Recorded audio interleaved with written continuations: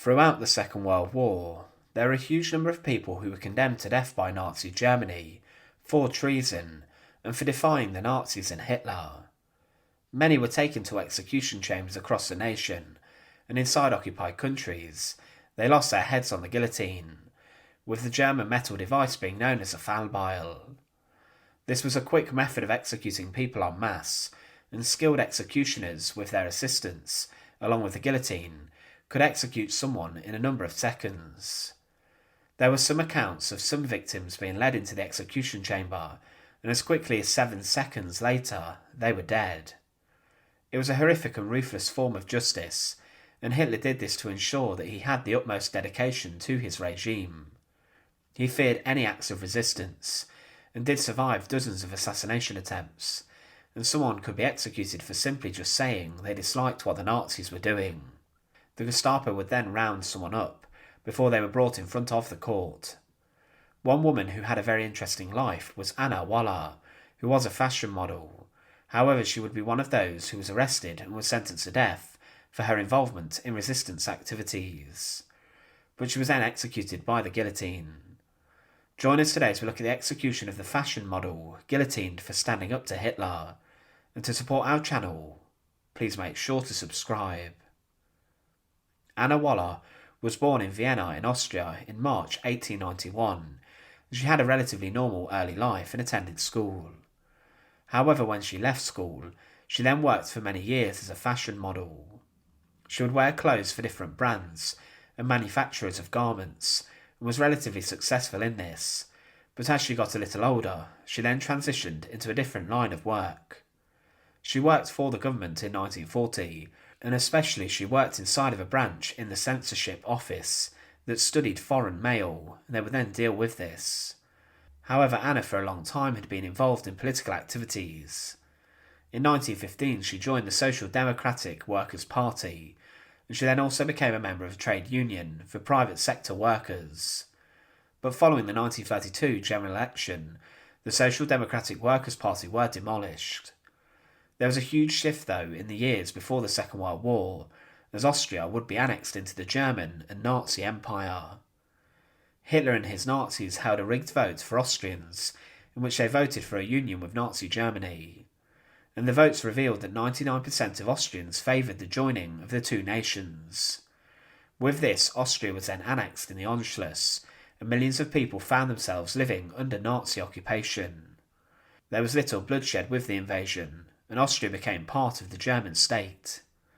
The Nazis crushed the political parties she believed in, and it's not necessarily known what Anna Waller did during this early time during the occupation, but from 1939 she became part of activism with the Young Communists. These had become very dissident against the government, and they felt rather repressed inside the country. But Anna Waller then opened up her home and her apartment in Vienna, and inside here many communists would get together and would meet up. This was of course inside of Nazi Germany treason, and it would also be seen in this way inside of Austria. It was banned meetings that were taking place, and Anna also went further, donating money to the aid of the communists who were being persecuted, and these were seen as enemies of the Nazis. The communists would be repressed heavily, and thousands were rounded up and were then sent to concentration camps, being considered political prisoners. But then she joined the Soldiers' Council group, which was made up of other anti-Nazis, and they would distribute illegal banned propaganda. They also sent letters to soldiers on the front line for the Germans, telling them to desert from the war effort, and they also encouraged sabotage. This was of course very dangerous, and Anna Waller was living life looking over her shoulder each day, and she was of course to be suspected of crimes against the Reich. But for over a year she would continue. But on the 25th of May 1943, she was then arrested and was interrogated and presumably tortured for a number of months. But she was then transported to the Special People's Court in Berlin and was charged with preparing high treason and supporting the enemy. These were very serious charges, and the People's Court often had made up their minds on the defendants before proceedings had even taken place. This heavily Nazified court was very dangerous, and it's usually ended in the pro-Nazi judges screaming at the defendants before the judges placed their black caps over their heads and passed a death sentence.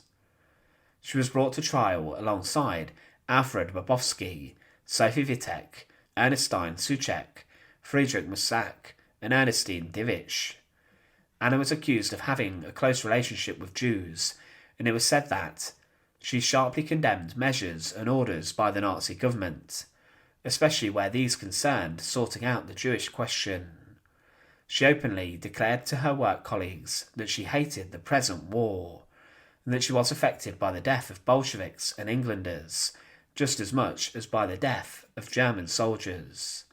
She tried to persuade her colleague, Miss Notovsky, that the weekly government newsreel reports were a fabrication, and asserted that German propaganda consisted of untruths.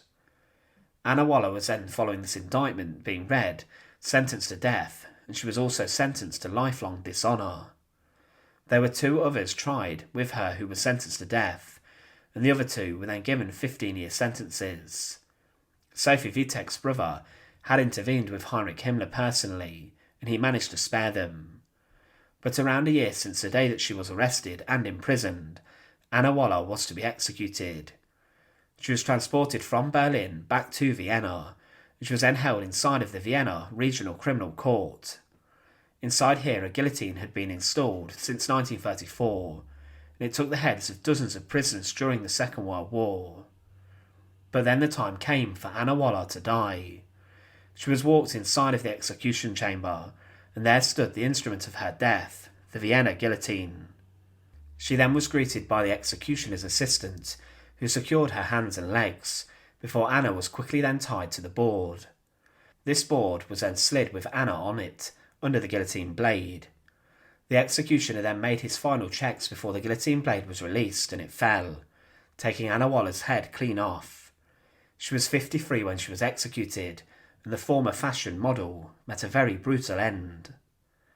The guillotine was considered a swift and efficient method of execution since it emerged following the French Revolution, and it was adopted by a number of countries. Hitler deemed it as a humane method of execution, and as a way of executing his traitors with brutality, and there were many who throughout his time as dictator made their way to the execution chamber. There were some guillotines which were constantly in operation in certain cities, dealing with resistors to Hitler's regime. But Anna Waller was a woman who got deeply involved in the Austrian organisations that would oppose the Nazis. The country lived under occupation for many years, and Anna would back the enemies of the Nazis, with the communists holding meetings in her home, and she then gave the groups money. But her boldest move was to get involved in spreading propaganda amongst soldiers of the Wehrmacht, encouraging them to desert from the army. It was this that the Germans saw as damaging for the war effort, and as time went on, there were acts of German desertion, but these too were also met with execution. Thanks for watching. To support our channel, please make sure to subscribe, and once again, thank you so much for watching.